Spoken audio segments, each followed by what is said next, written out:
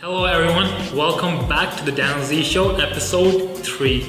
We are joined by the definition of hustle today. He's a person I went to high school with, and even at that time I knew this guy was like the definition of a winner. And today I find that he's doing 3 different companies so far. He just got out of Queen's University. Over there, he was a defensive lineman, football. After that, he was been doing cryptocurrency investing. He's an Instagram fitness personality. He's the founder of innovator.supply, founder of Hypertruth Market, and today he is the founder of freestartupkits.com. Wow, that's a lot, man. Yeah. Okay. I'm sure like the audience is really eager to get to these questions and learn more about what you're up to. First and foremost, I mean, like everyone's gonna be wondering, what is this guy doing in high school? What was this guy doing as a teenager? I mean, where did the hustle start? What were you doing when you were like 10 years old, 11 years old? Honestly, the whole time through maybe 12 to like 19 or so, I was just pursuing my interests. I just took advantage of the time I had to, when you were young, to like, some of us are younger, to freely pursue our interests. For example, I remember when I was 12, I was actually working on some code for a modification on a game.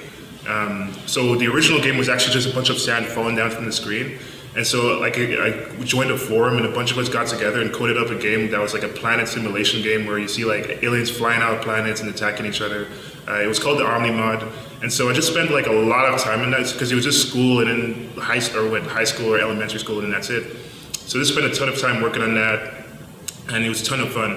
So there was that. Another part of my life was football. Was when I remember walking down the hallway in Glebe. And so grade 9, I just heard the announcements, we have football practice. So I'm like, what's that about? So I just went downstairs, tried on the equipment, everything was good to go, and then I loved it. So I just took it from there. I was able to, go to Calgary for tournaments, play with all kinds of people around the city, some of which are still playing now in the pro leagues and CFL, NFL, some of which are just, working on their careers like I am.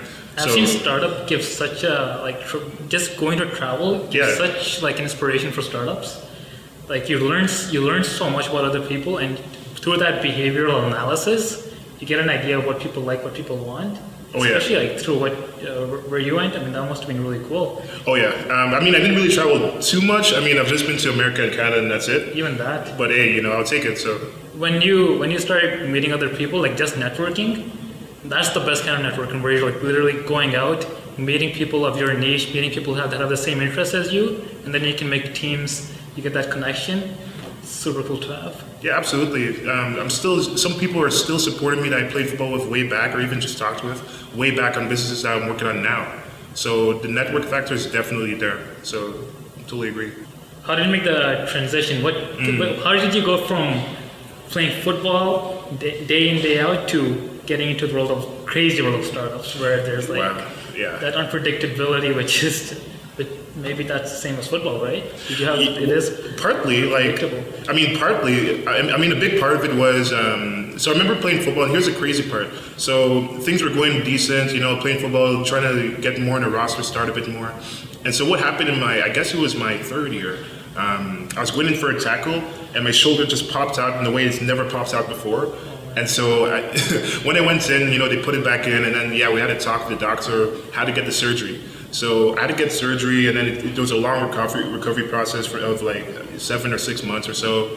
And so I was just like, so since I can't really invest as much time into football practice, let me just see what my friends are doing out there, try to make more connections.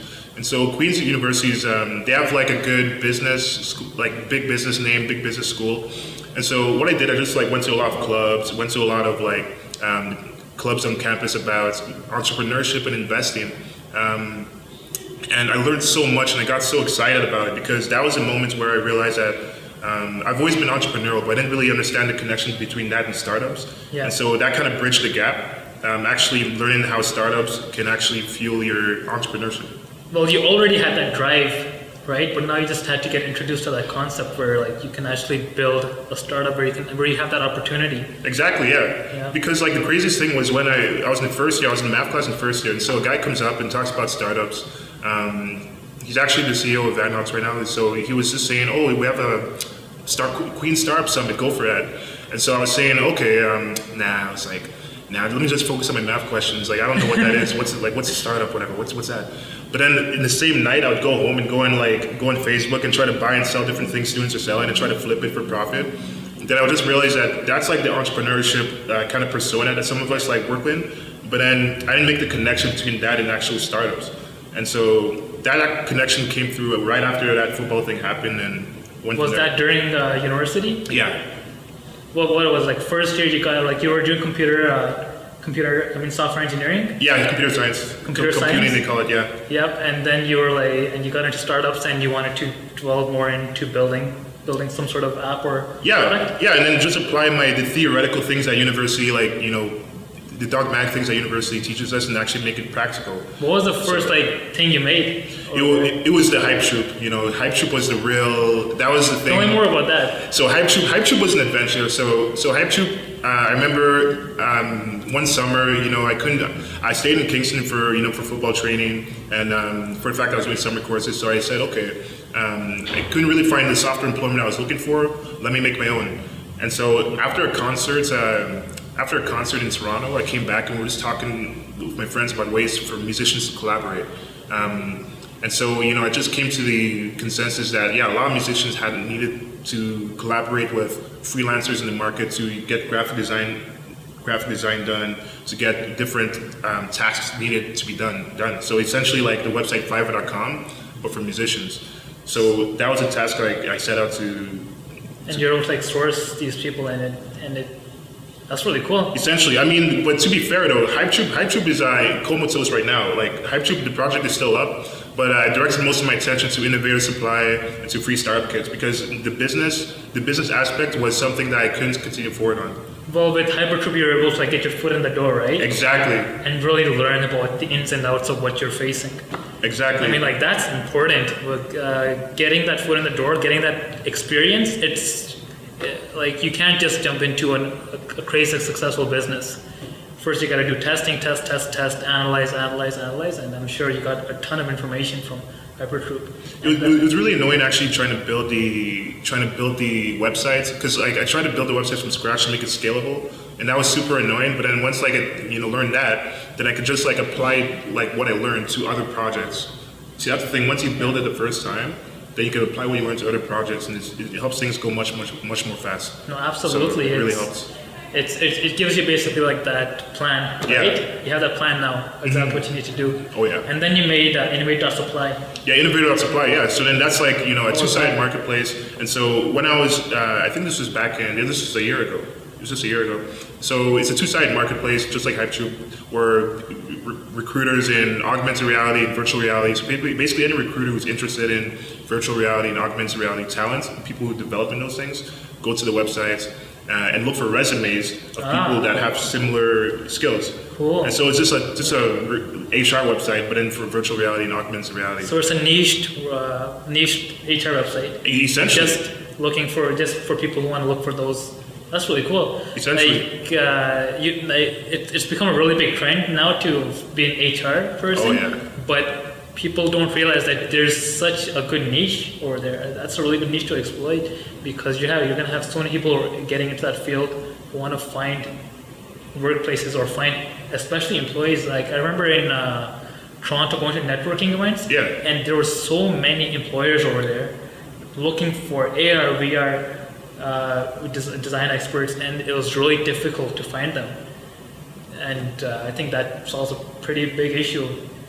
It's nice when it's an emerging trend because being a generalist is really difficult. So a lot of things end up being, for example, why Airbnb when you have Craigslist? Airbnb focused on a particular subsection of the industry and then just perfected it. So I guess that's the dream, That's right, and they made it look cool. Yeah. Just like HR looks so boring. Yeah. It's so boring, but when you go to really cool website and really cool culture, where they're actually showing it off and making it really appealing and modern. Yeah. To 2017 and 2018, then people are interested. Then people are like, I want to go there. Yeah, that's that stickiness factor.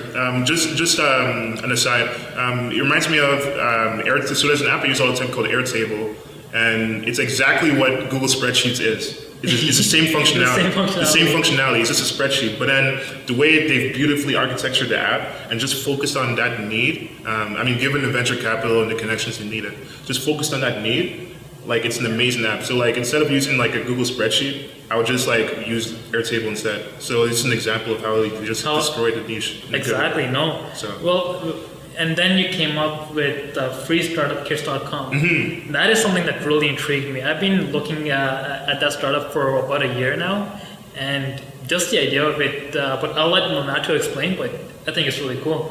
Thanks. So I mean, that was really interesting. So after I graduated from Queens, 2016 May, I went on to continue on a business program, the Queens Innovation Connector Summer Initiative, and this program.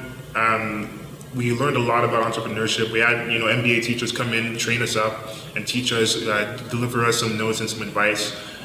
In addition to that, we built a business. It was called Food Vine at the time, and we didn't continue with it. But we pitched it to venture capitalists, and we learned a lot from the experience. So the thing is, like, I compiled some of the notes from that experience, as well as me in September of that year going to San Francisco to visit some venture capitalists to talk about Hype Troop. So this is some real advice. I compiled it into a bunch of PDFs, and then I send it out to for free. So it's a compilation of advice from essentially influencers, basically. Essentially, and that's what you send out to them. And I think that's really the important thing about that is everyone who's thinking of opening a startup, they can see what they're getting themselves into almost. Yeah. When they open those documents up. Yeah.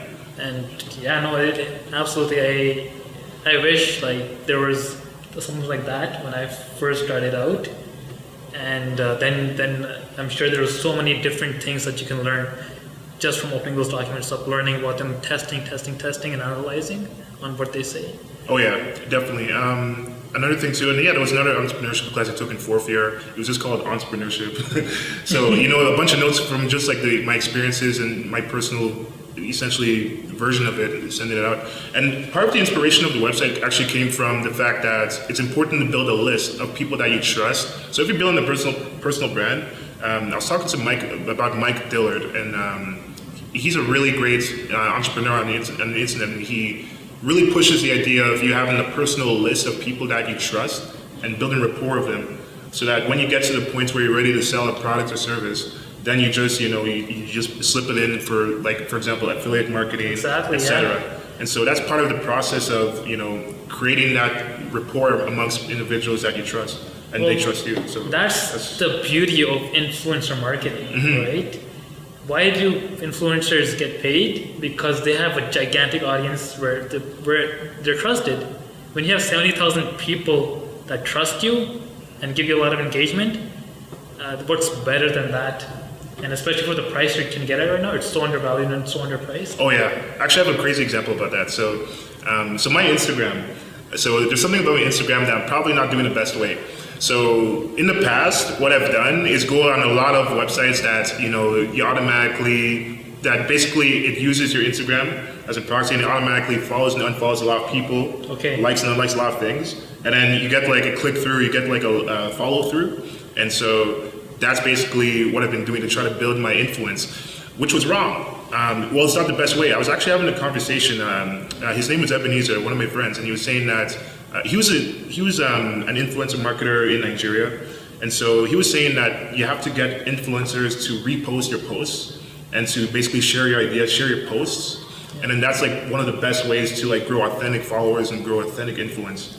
And so that's the model I'm shifting towards now. Just yesterday, I joined a new website based in San Francisco, and so they do influencer marketing, and it's much better than just doing an automated approach.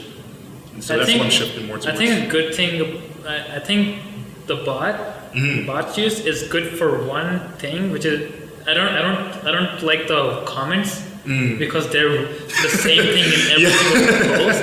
But what I do like is the ability to do targeted follows. Yeah. So targeted follows, I think those it's because it's a complete waste of your time if you do it yourself. Yeah.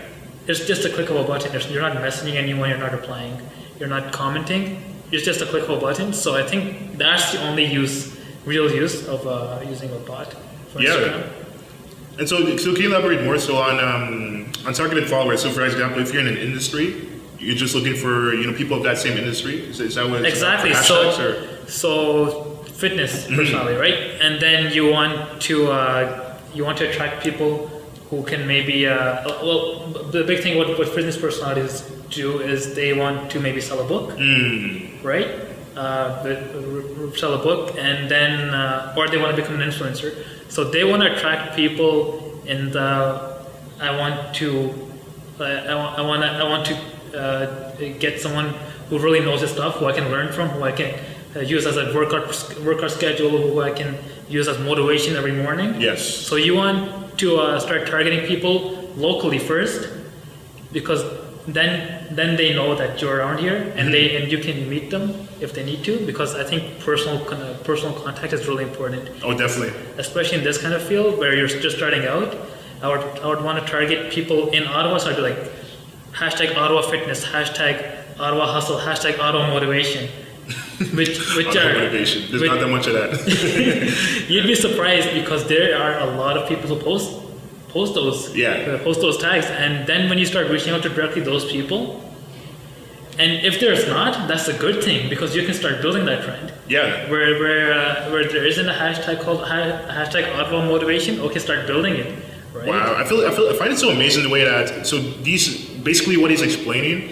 A lot of companies just do exactly that. Yep. They put it in behind a website, and then they charge like a certain amount a month, and then that's what you have people doing, and then people are exactly. It's like a black box, Exactly. You start doing that. You start targeting those specific people, and getting them on board. Not only are you going to have a way higher engagement rate, but people who want to use you as an influencer, they're going to look you up. They're going to look at you detailed and look at all your posts, see how many comments you're getting, see what kind of comments you're getting. And if you're 1 million followers with like best post ever as like as all your comments, then it's kind of then it won't work, right? Yeah. But if you have 10,000 followers with really detailed comments like, hey man, I really like what you're doing, I love your content, I really like this specific post, then you're getting to a whole different game. People are going to pay way more for 10,000 followers with really detailed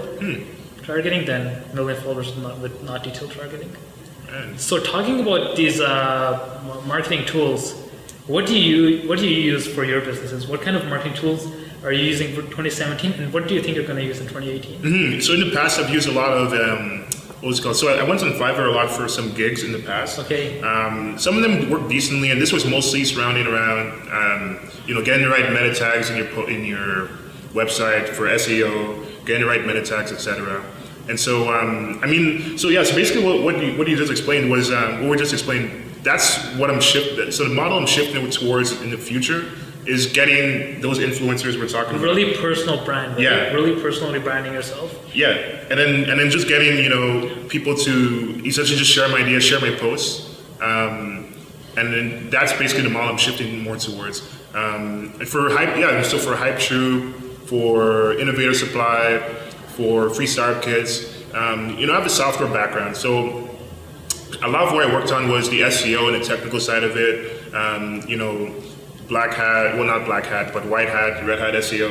Well, black hat's honestly, illegal. I meddled with black hat early on. It was pretty cool what you could do with it. It was a really good research. Okay. It's really good for quick results, but over time it can destroy you. Oh. But quick results, I mean, like if you're selling a watch and you want to be able to sell that watch, you sell 1,000 of them, then go. Oh, that's nice. So there was that. A lot of it was in the technical side of it was MailChimp, the whole marketing cycle. I use the API, put the API in the website so that when you log in, it goes through and so on. And to keep a relationship with the users, the users, basically the fundamentals of the websites, the user logged in. These are very simple things that are ubiquitous now, but they're actually things that people put a lot of work into. So getting the user to log in, sending the user, you've logged in, now what, etc.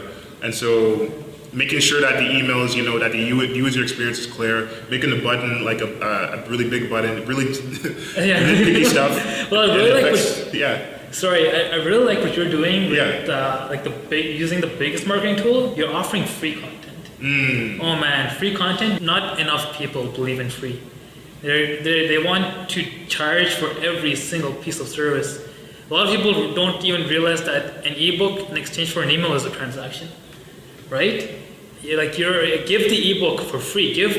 Don't ask for anything in return. People will remember you. They want to they don't care about your email. They're going to remember you as a person. And I think being able to be remembered as a person is the biggest arbitrage you can get in 2018. Yeah, you're right. I remember one of my good friends, he's CEO of Vuru, is a company, a fintech company. And so the father of my friend I was talking to was saying that it's not really about monetizing users right away. He was actually complaining about Canada and Canadian investors. He was saying how a lot of companies, for example, down in the States, down up here, they just focus on getting a lot of users to just like admire your product and use it, and then when the time is right, then charge a premium for it. So it's about getting the users and getting the value delivered. Absolutely. So the biggest thing you can have, as we've seen in every single large tech company over the past 20 years, is data. Right? So data doesn't have to be email, it's just data. If someone visits your website, you can see who it is, how old they are now, what kind of computer they're using, whether they're likely to be male or female, you can see everything. And I think having that data is more valuable than anything. And on top of having that data, if you're a service-based business providing any type of services, having a personal brand is incredibly important. Otherwise, you look like a concrete box. So honestly, I do think having a personal brand probably the best thing you can have. Oh yeah. There's so many entrepreneurs right now. It's a big trend, right? It's a big trend. Everyone's an entrepreneur. Go on Instagram, link bio CEO, I am a CEO. Right. But look at me.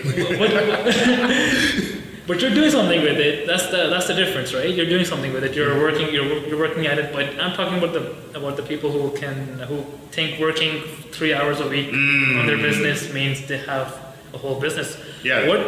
So all these entrepreneurs out there, if there's 3 tips you can give them, 3 tips of just advice, what would they be? Yeah, so startups. Yeah, for sure. So one thing I've been kind of discouraged by was the fact that, so kind of exactly that. So some people, for example, when they graduate university, they would say they would have the opportunity to work full time in a startup because of their situation.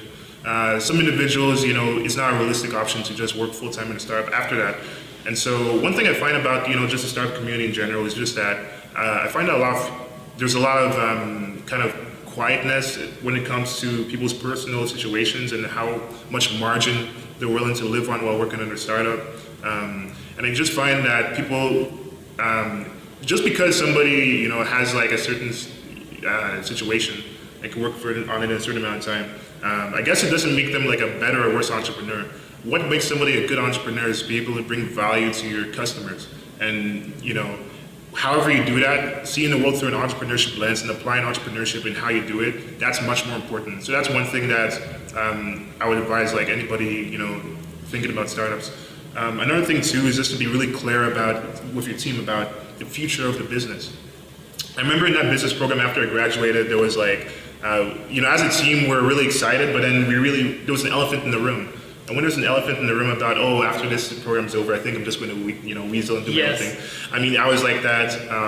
It's just a thing that I feel is kind of a difficulty that we have as people, but we have to be really clear even in talking about the ugly stuff from day one, rather than, wait it and let things just pop up. Well, a lot of people have the idea that they're going to be making, the whole motivation is cash, right? As soon as they're out and they're gonna make a startup, cash is gonna come rolling their way. When that is just so like tragically wrong.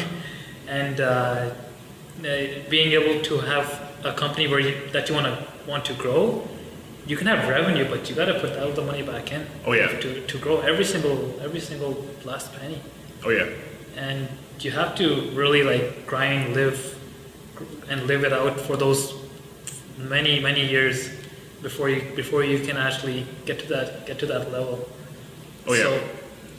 And the third thing I would say is work hard and I know this is a cliche, but it's cliche because it's true. I think just work hard and work smart.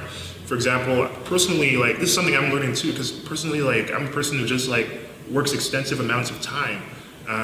But then I have to remember that it's not just about working for long; it's about like delivering the value in the time that you're working in. So that's why I like some startup companies because they focus on the project being done. So if you finish work at 3, you go home. If you finish work at 7, sometimes you go home. It's just about the work being done. So it's not just about like working hard on your computer forever. This is about actually delivering the value. Delivering value. Yeah. Because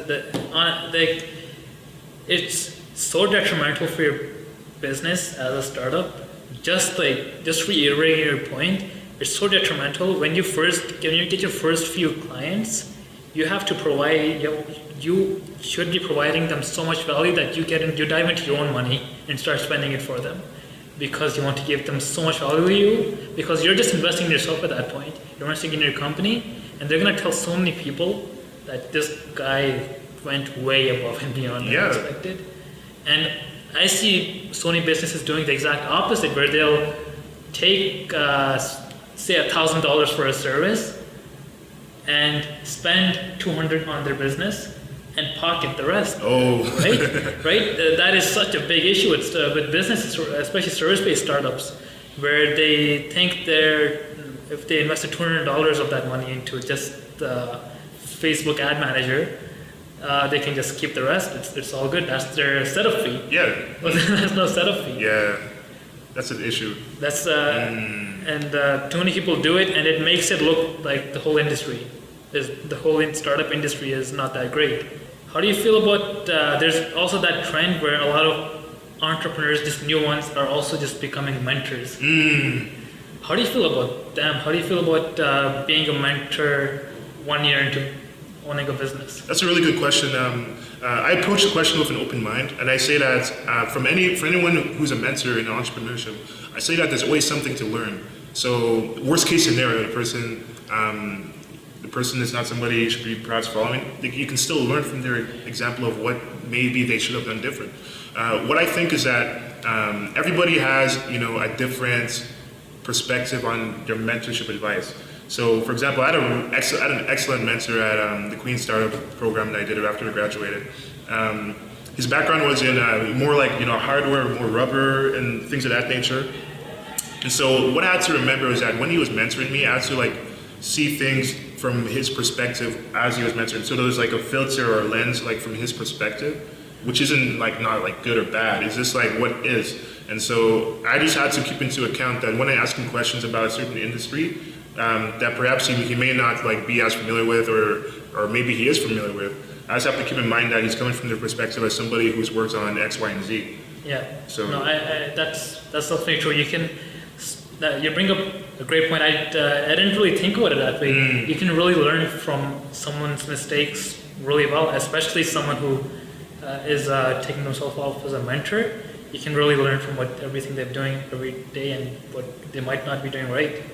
Absolutely, and then they have their own perspective by which they see things. So if the perspective isn't probably one that we may agree that is not conducive to startup health, that's a perspective that we need to take into account and listen to what they're saying from. So that's why absolutely. I think. No, and sometimes you never know what they might have in store in their mind, and sometimes it's really cool. Speaking of that, is that kind of what this book is about? Oh, so this book. So this book was essentially, so it's called The Startup Equation. Honestly, this is probably the best book I've seen on startups, period. The reason I say that is because, for example, things are very visual. So you see it's really visual. And by the way, this book, I'm not a sponsor or something. This book, I just went to chapters. You just straight love that book. I went to chapters randomly, after work. I was just okay, what's in chapters? I saw that book, The Startup Equation. I was wow. And so this book is how I'm modeling a lot of the future of freestartupkits.com. And so a lot of what I go through on that website in the future is going to, I'm going to read from this book and quote it, reference it, because it provides a real visual way of understanding startups. Because I'm a visual guy, and that's how I learn. So I think it's a really good book. Cool. Yeah, I'm definitely going to check it out. You have to. It's really good. Yeah. Anything that gives that kind of inspiration and motivation, you definitely want to do. Oh, yeah. We're at the last part of the interview, but I was able to pick 2 good questions from some of our Instagram followers, and they're going to ask you. Okay. Okay, at Yogi Banker asks, how do you build a sustainable business with no immediate cash flow? Man, so exactly. This kind of reminds me of when I was just talking about the margin that people are comfortable like working in starting a startup. So the question is, how do you build a sustainable business with no immediate cash flow? Yeah, so I mean, I think it's just starting lean. So I have an article about the lean canvas and just all basically the machine by which you build a business.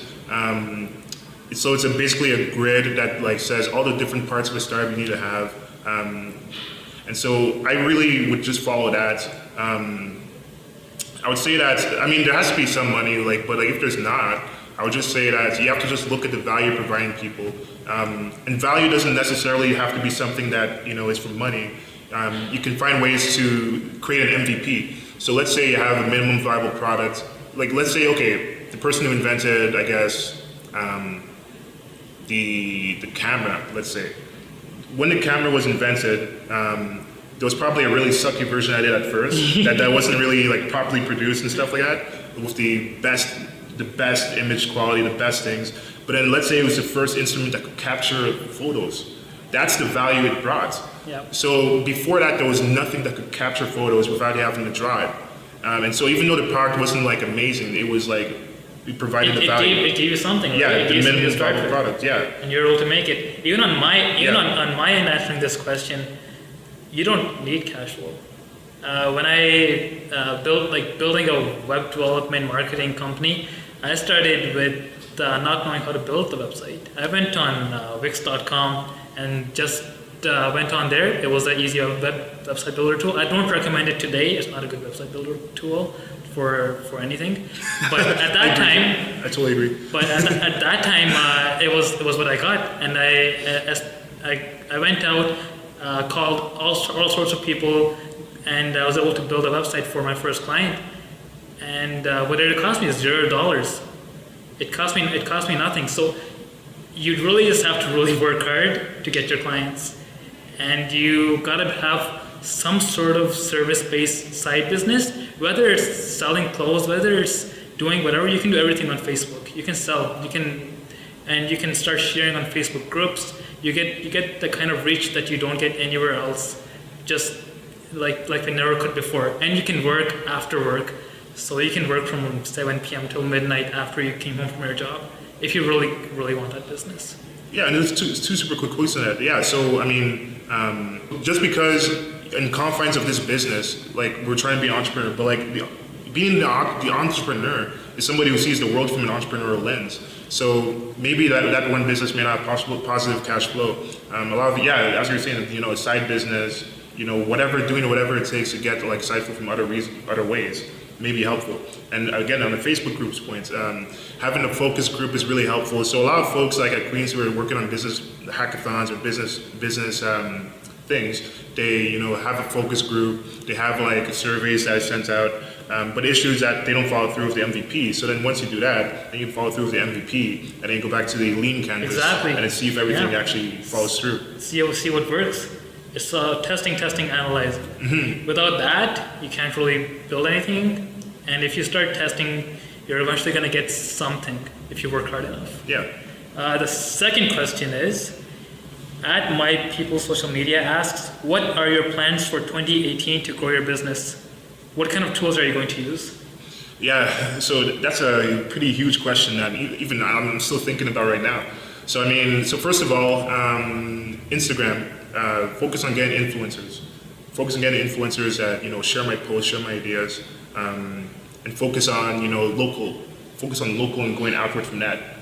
Those are the three things I'm going to do, rather than just blatantly, use like robots, just out of the blue.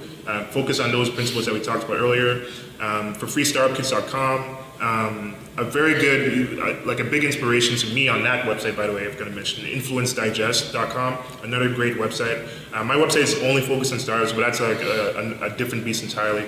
But it's just to, post more frequently, continue to gain traction, continue to find ways to advertise, continue to find ways to grow revenue, and continue to get more content out there by like collaborating with more writers, finding more writers who can produce content on a more frequent basis, because one person doing everything is very difficult. Absolutely. And and I would just say 2018, just focus on getting group mates to help me. For example, an innovator.supply, I feel that I need somebody to help me build the so there's like a lot of supply, a lot of resumes are in, but I need to get the demand. Well, it's incredible what you can do with collaboration, right? Yeah. And that's really important.